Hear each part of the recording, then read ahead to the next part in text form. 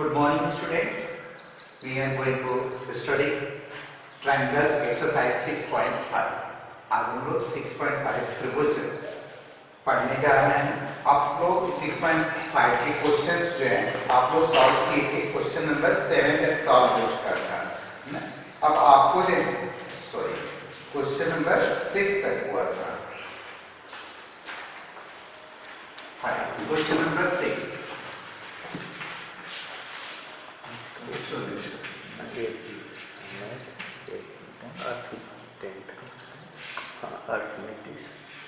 दिया है।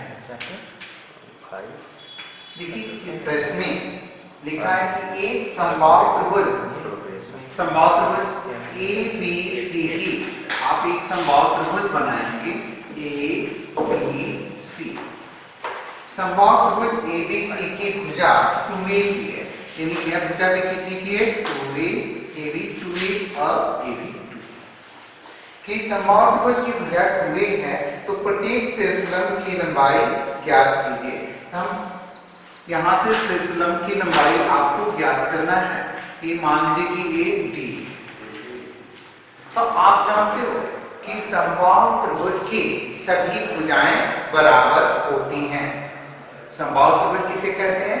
वह त्रिभुज जिसकी तीनों भुजाएं बराबर होती हैं उसे समबाहु त्रिभुज कहते हैं। तो समबाहु त्रिभुज की सभी भुजाएं बराबर होंगी। एक भुजा दिया है तो आप तीनों भुजाओं को ऐसे बराबर लिख लेंगे। तो इस प्रश्न में आप क्या देख रहे हैं? यहाँ पर दिया है कि ए बी सी त्रिभुज ए बी सी एक समबाहु त्रिभुज है।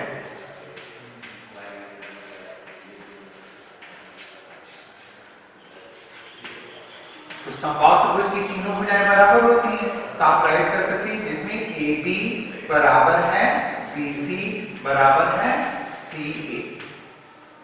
ये तीनों भुजाएं क्या हो गई? बराबर। जिसमें तीनों भुजाओं की माप दिया हुआ है कि इसकी माप कितनी है 2a सेंटीमीटर है। 2a सेंटीमीटर इसकी एक भुजा दी हुई है 2a के बराबर। तो आपको इस माध्यिका की लंबाई ज्ञात करनी है। तो माध्यिका की लंबाई ज्ञात करने के लिए हम इसमें आ जाएंगे। दिया हुआ है कि तथा AD is perpendicular on BC। AD जो है BC पर क्या है? परपेंडिकुलर है।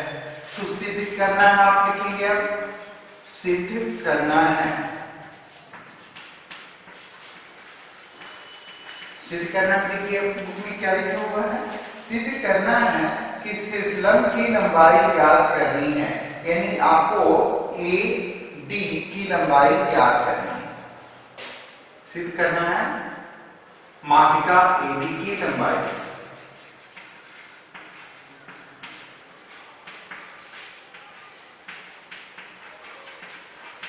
माध्यिका ए डी की लंबाई आपको ज्ञात करना है। तो अब इसको हल सिद्ध करना है, ज्ञात करना है।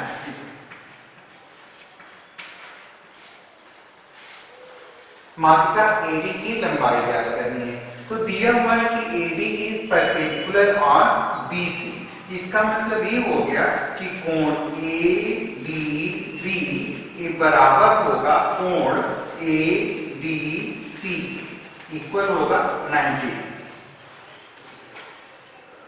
ये माध्यिका हो गई। माध्यिका जो कि क्या करती है? सम्मुख भुजा को समान भागों में बांटती है। तो इसकी लंबाई 2a है तो इसकी लंबाई कितनी हो जाएगी? BD की a और CD की भी a होगी। दूसरा दिया है कि BD बराबर है CD के, तो इसकी माप कितनी हो जाएगी? 2a दिया हुआ है तो 2a का आधा कर देंगे बाय 2 तो ये भुजा आ जाएगी इस a, यानी यह भुजा a की हो गई और यह भी भुजा a की हो गई।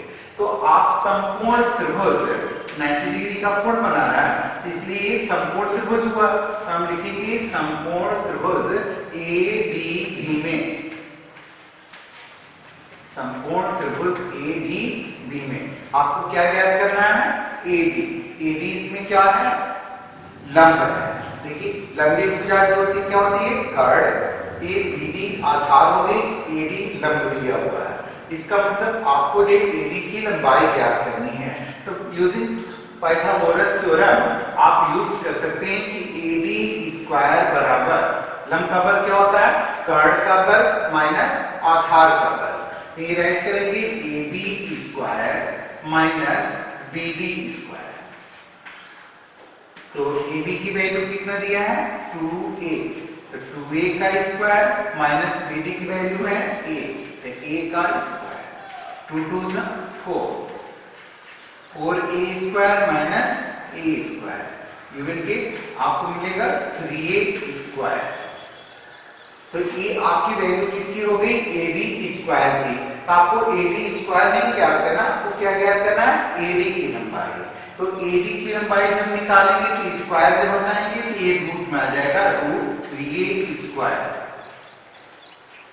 तो रूट 3 की जो है का स्क्वायर रूट नहीं निकलेगा, ये कंप्लीट स्क्वायर नहीं है, परफेक्ट स्क्वायर नहीं है, ये हो जाएगा रूट 3 और a स्क्वायर का वर्गमूल हो जाएगा a, ये हो जाएगा आपका रूट 3a।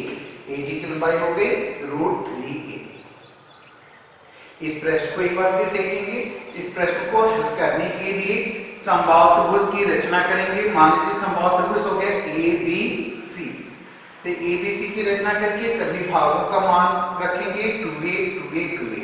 इस तरह से आप देखेंगे शीर्षलंब जो होता है समभुजा को समान भागों में बांटता है, इसलिए BC दो समान भागों में बट जाएगा।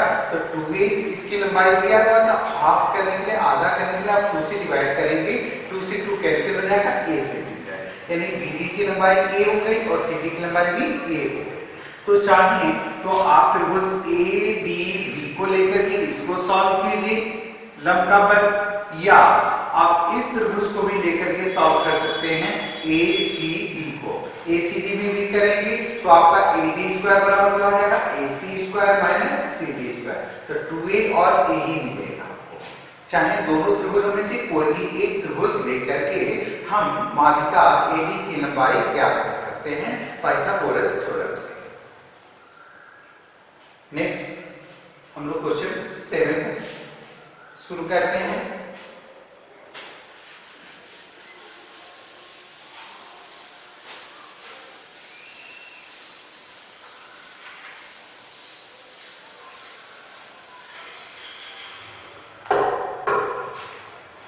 क्वेश्चन नंबर 7 है, सिद्ध कीजिए कि एक समचतुर्भुज की, समचतुर्भुज किसको कहते हैं, वह चतुर्भुज जिसकी सभी भुजाएं बराबर होती हैं और सम्मुख भुजाएं समांतर होती हैं, इसको हम क्या कहते हैं, समचतुर्भुज। तो कह रहे सिद्ध करना है कि एक समचतुर्भुज की भुजाओं के वर्गों का योग उसके विकर्णों के योग के बराबर होता है। इसका नाम दे दीजिए पहले P Q R S। इसकी विकर्ण आप इसको मिला देंगे, ये विकर्ण हो गए। तो प्रश्न में क्या सिद्ध करना है कि विकर्णों का, इसकी समचतुर्भुज की भुजाओं के वर्गों का योग उसकी विकर्णों के योग के बराबर होता है। यानी आपको दिया है, पहले लिखेंगे क्वेश्चन नंबर 7 के लिए दिया है, दिया है क्या क्या लिखेंगे, A P Q R S एक समचतुर्भुज है।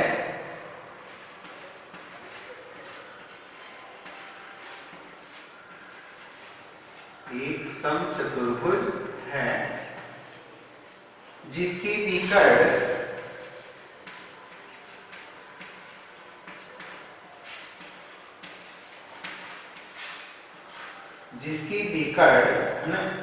क्या क्या है, P R और Q S, P R और Q S O पर प्रतिच्छेदित करते हैं।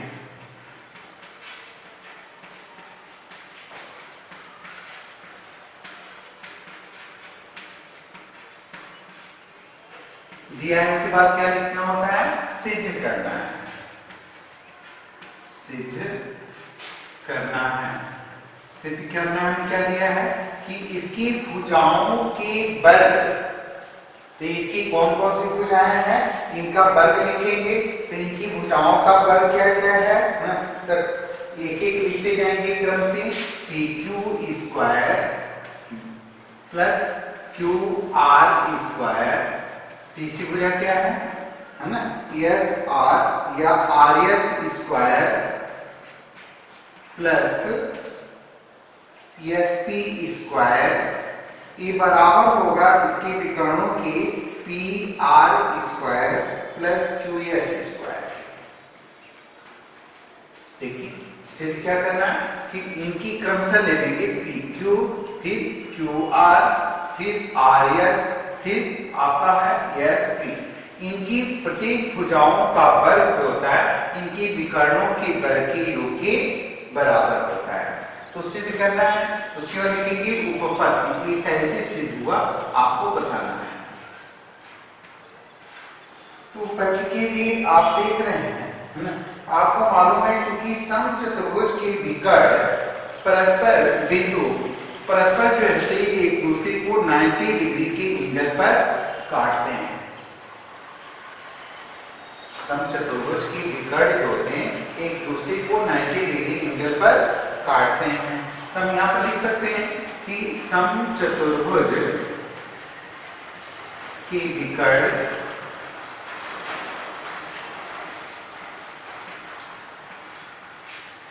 एक दूसरे को 90 अंश पर काटते हैं। 90 अंश का मतलब हो गया कि संपूर्ण पर काटते हैं, 90 अंश पर काटते हैं। तो इसका मतलब एक जो त्रिभुज बना, ये सभी त्रिभुज जो है क्या होगा, समकोण हुआ। ये भी 90 डिग्री बनाएगा, ये भी 90 डिग्री, ये भी 90 डिग्री। तो समचतुर्भुज की चूंकि सभी भुजाएं बराबर होती हैं, तो कोई एक त्रिभुज लेकर के, चाहे इस त्रिभुज को लीजिए चाहे इस त्रिभुज को लीजिए, है ना, चाहे इस त्रिभुज को, आप किसी एक त्रिभुज की अगर एक भुजा एक क्यू आर ज्ञात कर लेते हैं तो क्यू आर जो इसके बराबर होगा, ये इसके बराबर होगा, ये इसके बराबर होगा, क्योंकि समचतुर्भुज की सभी भुजाएं बराबर होगी। तो अब इसको सॉल्यूशन करते हैं। तो यहाँ पर लिखेंगे त्रिभुज, है ना, इसमें समचतुर्भुज के विकर्ण इसको समान भागों में विभाजित करते हैं। तो आपको इसमें क्या मिल जाएगा कि ओ क्यू ये बराबर होगा किसके, एस ओ के या ओ एस बराबर 1/2 एस क्यू, यानी ये एस क्यू के ये दोनों क्या हो जाएंगे, आधे हो जाएंगे। इसी प्रकार ये भी क्या होगा, दोनों आधा होगा। तो आप इसको लिख सकते हैं कि ओ आर ये बराबर है इसके ओ पी के, ये बराबर होगा 1/2 पी आर। तो यहां पर राइट करेंगे कि संपूर्ण त्रिभुज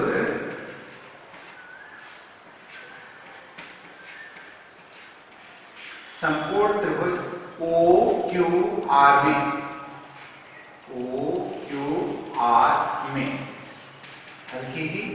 क्यू आर का स्क्वायर ये लंबी भुजा है, तो कर्ण का वर्ग हो जाएगा, कर्ण का वर्ग बराबर होगा लंब का वर्ग प्लस आधार का वर्ग। तो आप इसको राइट कर सकते हैं कि क्यू आर स्क्वायर बराबर हमको कितना चाहिए, ओ क्यू। तो ओ क्यू क्या है, एस क्यू का आधा है ना। तो इसको ऐसे राइट कर सकते हो कि O Q square plus O R square. तो ओ क्यू की वैल्यू कितनी है, 1/2। देखिए ओ क्यू की वैल्यू 1/2 एस क्यू प्लस का whole square plus Q, O R की वैल्यू कितनी है, 1/2 पी आर की, तो 1/2 पी आर होल स्क्वायर। तो आप इसको राइट कर सकते हैं, 1 का स्क्वायर करेंगे 1 1 जा 1 और 2 का स्क्वायर हो जाएगा 4, 1/4 S Q square plus 1/4 P R square. अब देखेंगे इसके आगे ये दिया है, हम मिटा रहे हैं।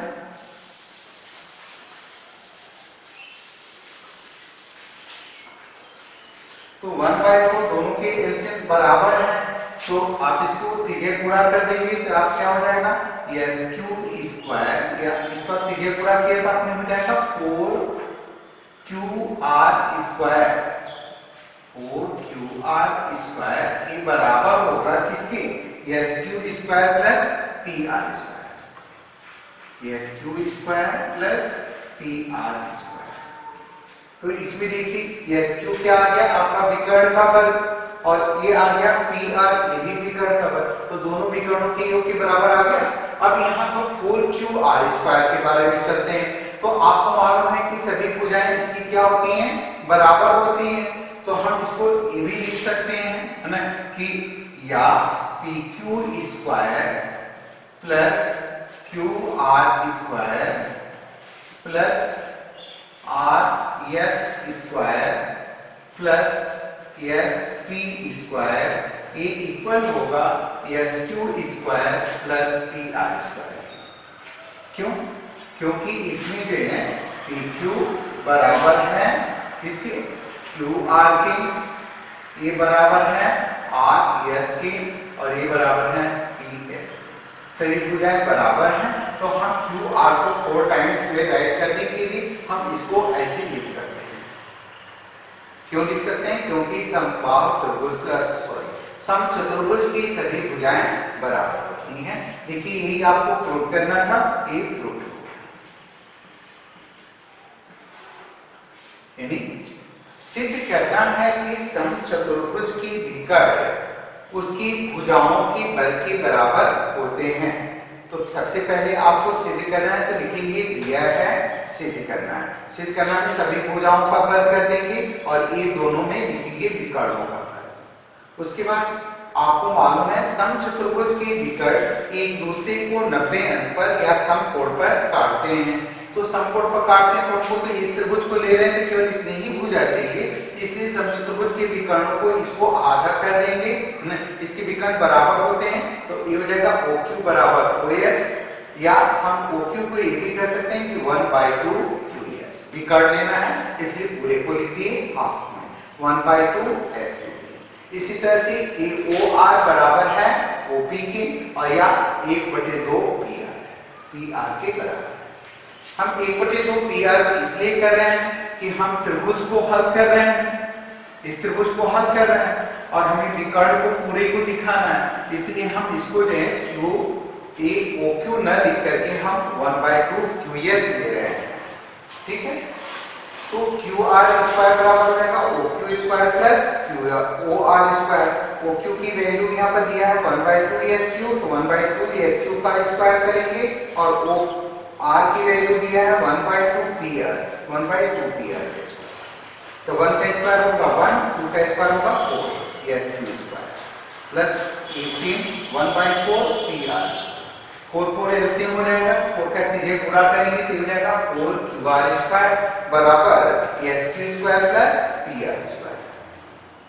या हम 4Q स्क्वायर, आपको मालूम है कि Q स्क्वायर जो होता है वो सभी भुजाएं इसकी बराबर होती हैं, तो हम 4Q स्क्वायर को 4 बार लिख सकते हैं इसे सभी भुजाओं का बल बराबर ये दोनों विकर्णों का, क्योंकि यहाँ पर सभी भुजाएं बराबर है। या हम QR सबको फिर से एक बार और चाहें तो आप लोग एक लाइन इसको और बढ़ा करके भी लिख सकते हो, है ना, क्योंकि इसकी सभी भुजाएं बराबर हैं,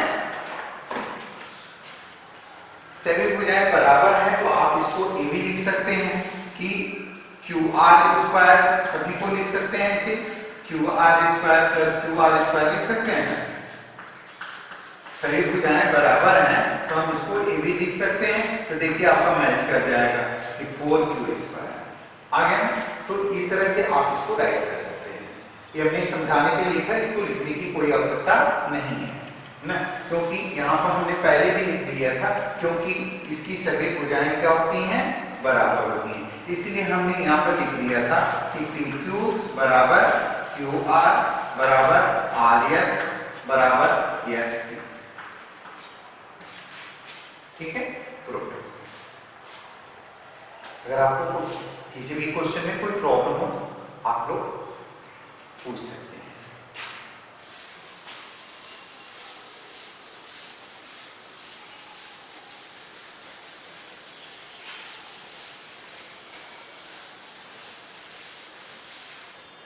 अब हम लोग अगले क्वेश्चन की तरफ चलते हैं।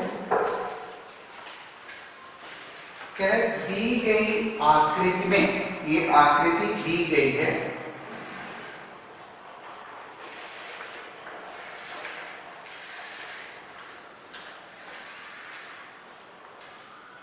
दी गई आकृति हो गई ए बी सी।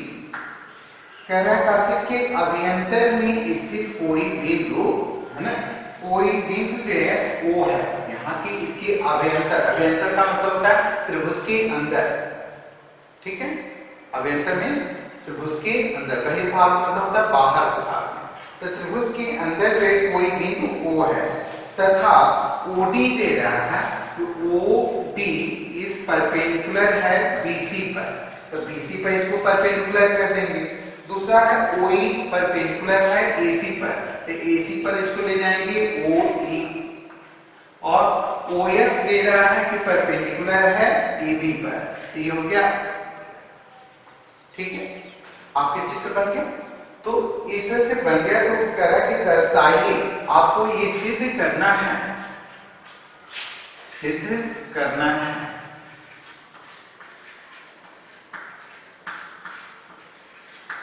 कैसे भी करना है देखेंगे। O A square plus O B square plus O C square minus O D square minus O E square minus O F square,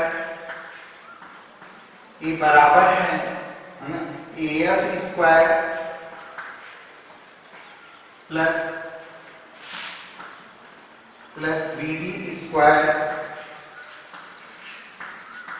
plus C E square, ये आपको प्रूव करके लाना है।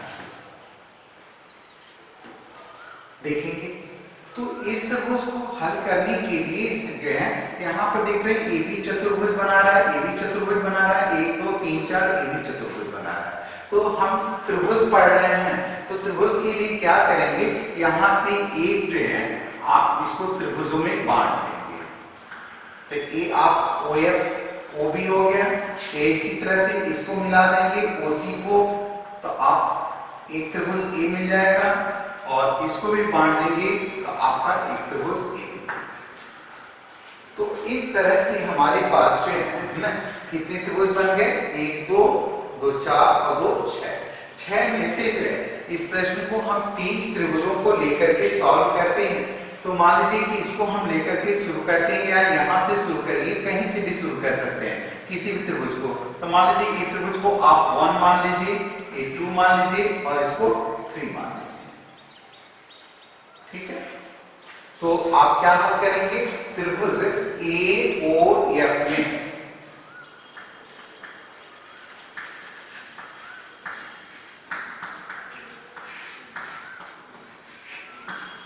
उत्पत्ति में आप इसको पहले लेकर के चलेंगे, त्रिभुज ए ओ ए एफ में, त्रिभुज ओ ए एफ में, तो ओ ए एफ में आप इसको लेकर के चलेंगे ओ ए स्क्वायर को। तो ओ ए स्क्वायर का होगा लंब का, एक कर्ण का वर्ग होता है, तो लंब और आधार दोनों के वर्गों के योग के बराबर होता है। क्योंकि इसे पहले भी कहा है कि ये लंब है, लंब है का मतलब हो गया कि समकोण त्रिभुज बना रहा है, ठीक है। तो ओ ए स्क्वायर बराबर ओ ए स्क्वायर ये बराबर होगा किसके, ओ ए स्क्वायर बराबर A F square plus O F square, A F square plus O F square, ये क्या थी समीकरण नंबर 1। इसी प्रकार से दूसरे त्रिभुज को लेकर के चलते हैं, इस त्रिभुज को, इस त्रिभुज के लिए क्या लिखेंगे आप, त्रिभुज ओ बी डी में, त्रिभुज ओ बी डी में, तो ओ बी डी में ये भी कर्ण हुआ, तो कर्ण का वर्ग क्या लिखेंगे यहाँ पर, ओ बी स्क्वायर बराबर ओ बी स्क्वायर ये बराबर होगा किसके, O D square plus B D square, ये लिखेंगे O D square plus B D square. ये हो गया आपका इक्वेशन सेकेंड। तीसरे त्रिभुज में आएगी ओ सी एफ या ओ एफ सी त्रिभुज ओ एफ सी में क्या होगा, ओसी स्क्वायर बराबर है, ओसी स्क्वायर किसके बराबर होगा, ओ एफ और सीई के बराबर। तो लिखेंगे ओ E square plus CE square. ये हो गया आपका समीकरण नंबर 3।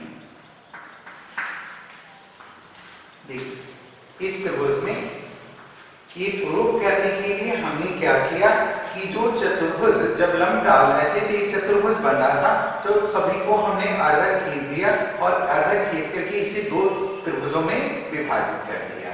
इसके बाद पहला, दूसरा, तीसरा, इस तरह से 3 त्रिभुज बने। इन तीनों त्रिभुजों को हम सॉल्व कर रहे हैं। तो आपको मालूम है समकोण त्रिभुज में कर्ण का वर्ग जो होता है लंब के वर्ग और आधार के वर्ग के बराबर होता है। तो हमने सभी में ओए देखिए, यहाँ पर ओए, ये ओबी और ओसी, ये दोनों क्या हो गए, कर्ण हो गए। तो कर्ण हो जाएंगे तो ये लंब और आधार के वर्ग के बराबर होगा। इस त्रिभुज को लिए तो ये लंब और आधार के वर्ग के बराबर होगा। इसको लिए तो ये त्रिभुज है तो ये ओई और सी के वर्ग के बराबर हो गया। इस तरह से हमने 3 जो है इक्वेशन बना दिया, समीकरण बना दिया, 1 2 3। उसके बाद न आप देख रहे हैं यहाँ पर सीधे करना है O A square plus O B square plus O C square. तो अगर हम इन दोनों को सबको जोड़ दें तो भी एक साइड पे मिल रहा है ना, ओ A square O B square O C square. तो आप इसको राइट कर सकते हो कि समीकरण 1 2 3 को जोड़ने पर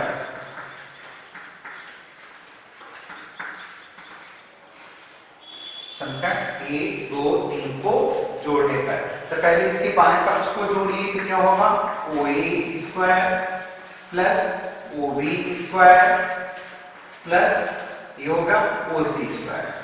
देखिए बाएं पक्ष जुड़ गए, ये बराबर कर दीजिए। अब दाएं पक्ष को जोड़िए तो A F square plus O F square plus O D square plus B D square plus O E square plus C E square ने जोड़ दिए। तो इसमें आपको क्या प्रूफ करना है, बराबर नहीं प्रूफ करना है। क्या प्रूफ करना है, O A square plus O B square plus O C square. ये है माइनस में, तो ओ डी यहाँ पर है, ओ डी हमारे पास यहाँ पर दाएं पक्ष में है। तो अगर दाएं पक्ष की इस मान को अगर हम बाएं पक्ष की ओर लाते हैं तो इनके साइन क्या होते हैं, चेंज हो जाते हैं। प्लस माइनस हो जाएगा और माइनस प्लस हो जाएगा। तो आप इसको याद करके ये भी लिख सकते हैं कि O A square plus O B square plus O C square. अब क्रम से जो है जिस क्रम में आपको सिद्ध करने के लिए दिया गया है उस क्रम में जो है आप एक एक को लाएंगे, नहीं तो फिर आपको एक लाइन और लिखना पड़ेगा। ओडी है पहले, तो आप ओडी स्क्वायर को इधर लाएंगे, क्या हो जाएगा माइनस ओडी स्क्वायर। उसके बाद क्या है ओई, ओई भी देखिए आपको यहाँ पर है, तो आप इसको इधर लाएंगे तो हो जाएगा माइनस ओई स्क्वायर। उसके बाद क्या है बराबर, तो बराबर कर दीजिए। बराबर में क्या बचा, ये देखिए। अब बराबर के इधर लिखेंगे तो साइन नहीं चेंज करेंगे, ये हो जाएगा ए एफ स्क्वायर, फिर क्या है प्लस बी डी स्क्वायर, नहीं प्लस बी डी स्क्वायर, तो ये लिख लेंगे बी डी स्क्वायर। उसके बाद क्या है सीई स्क्वायर, ये हो गया आपका सीई स्क्वायर। आगे आंसर तो इस तरह से आप राइट कर सकते हो, O A square plus O B square plus O C square. केवल इसमें से 2 को लाना था तो 2 को हमने साइन चेंज कर दिया। अब बाकी जो है एक जो बची हुई थी इनको हमने इस साइड में नोट कर दिया। ठीक है, अब ये लोग 1 2 3 4 5 6 7 8 9 ये भी हो गए 1 2 3 4 5 6 7 8। कोई छूट रहा है क्या, O A square plus O B square plus O C square minus O D square minus O E square नहीं आने पर आप पूछेंगे। आप इस त्रिभुज को, अब देखिएगा, इस त्रिभुज को ले लीजिएगा और इस त्रिभुज को ले लीजिएगा, तो इसमें कर्ण का बल क्या होगा, OB स्क्वायर बराबर सेम ऐसे लिखेंगे OD square plus BD square. और इस त्रिभुज में आ जाएंगे तो इस त्रिभुज में क्या हो जाएगा, OC स्क्वायर बराबर OD square plus CD square. उसके बाद समीकरण इसको 1 2 बनाएंगे, समीकरण 1 2 को घटाएंगे तो आपको मिलेगा समीकरण नंबर 3। इसी प्रकार से ये दोनों समीकरण को बना करके घटाएंगे तो आपको मिल जाएगा 6 मिलेगा ना। 1 2 हो गया था, घटाने पर मिला 3। फिर इसको हल करेंगे 4 5 को तो आपको घटाने पर मिलेगा 6। फिर इन दोनों को घटाएंगे ना तो आपका बनेगा समीकरण 7 और 8। 1 2 फिर बन गया 3, फिर इसको हल किए 4 5 को, मिला घटाने पर 6। फिर इन दोनों को घटाएंगे ना तो 6 के बाद 7 8 हो जाएगा, घटाएंगे तो मिलेगा 9। फिर समीकरण 3 6 9 से है आप उसको हल कर देंगे, 3 6 9 को उतारेंगे, आपका आंसर मिल जाएगा। इस तरह से आपको इस एक्सरसाइज का क्वेश्चन नंबर 8 भी समाप्त होता है। क्वेश्चन नंबर 9,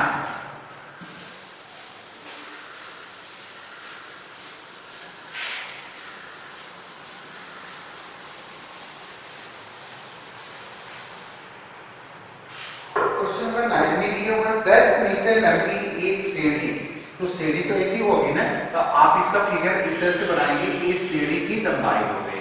आप सीढ़ी को चाहें तो ऐसे डबल लाइन करके आप ऐसे ऐसे काट कर दिखा सकते हैं कि इस सीढ़ी की लंबाई, ठीक है, कोई जरूरत नहीं है, आप चाहें तो सीधा भी खींच सकते हैं। तो कह रहा है कि एक सीढ़ी 10 मीटर लंबी एक सीढ़ी की लंबाई है, कितनी है, सीढ़ी की लंबाई एक दीवार पर टिकने पर भूमि से 8 मीटर की ऊंचाई, ये भूमि से टिकने पर जो है क्या होती है, 8 मीटर की ऊंचाई पर जो ऊपर टच करती है, स्पर्श करती है, खिड़की है। तो दीवार के आधार से सीढ़ी के निचले सिरे की दूरी आपको ज्ञात करना है। तो सीढ़ी के निचले सिरे की दूरी आपको ज्ञात करनी है। तो इसके लिए कोई भी नाम दे सकते हैं, ABCD या PQR, जो भी चाहे दे सकते हैं, ABC, यानी आपको क्या फाइंड करना है, BC की लंबाई ज्ञात करनी है। तो इस प्रश्न में क्वेश्चन नंबर 9 में आप देखेंगे, इसको सीधे नहीं करना है, इसलिए आप डायरेक्ट सॉल्यूशन लिखेंगे।